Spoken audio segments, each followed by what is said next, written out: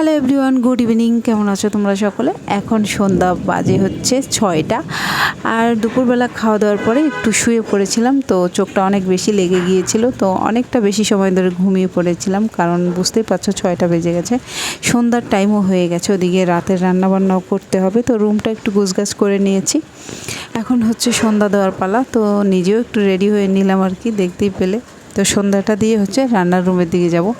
ওদিকে বাচ্চাদের জন্য এখনও কোনো নাস্তা করা হয়নি, আর রহনা বাবাকে চাটাও দেওয়া হয়নি আজকে। তো চলো ওখানে যাই, রান্নার রুমের দিকে চা দেবো। আর এদিকে দেখো আমার বড় মেয়ে হচ্ছে শশা কাটছে, শশা মেখে খাবে, তো সেই কারণে। আর এদিকে কালকে 2টো তাল নিয়ে এসেছিলো, আজকে আবার 4টে তাল নিয়ে এসেছে। তো আমি আর রহনা বাবা হচ্ছে এখন চা খাবো, তো চাটা বানিয়ে নিলাম। তো তারপরে হচ্ছে বাকি কাজগুলো করতে হবে। আজকে একটু রান্নাবান্না বেশি করতে হবে, একটা লোক আসবে আমাদের বাসায় বেড়াতে, তো সেই কারণে হচ্ছে রান্নার চাপটা একটু বেশি রয়েছে। তো সন্ধ্যাবেলায় শুরু করলাম, তো যেহেতু কোনো দেরি হবে না, তো আগে সব রান্নাবান্না শেষ করে তারপরে ভাতটা রান্না করব।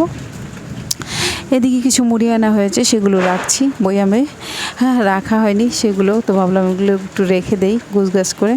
সকালবেলায় হচ্ছে স্কুলে আবার যাবে যখন, তখন কিছু একটা মুড়ি বা রুটি কিছু একটা মুখে দিয়ে তো যাবে, সেই কারণে হচ্ছে গুছগাছ করে আগে থেকেই রেডি করে রাখতে হয় সব কিছু। তো যাই হোক, এদিকে ডিম রান্না করছি, দেখতে পাচ্ছ মাংস আছে, আর পাট শাক দিয়ে হচ্ছে ডাল রান্না করব। আজকে রান্নার চাপটা একটু বেশি, আর ভিডিও অনেক ছোট হবে, কারণ অনেকটা সময় ধরে করতে পারিনি, স্কিপ করে করে আমি করেছি অল্প করে, তো সেটাই তোমাদের সাথে শেয়ার করে দিচ্ছি। এই জন্যই আজকের ভিডিওটা অনেক বেশি ছোট।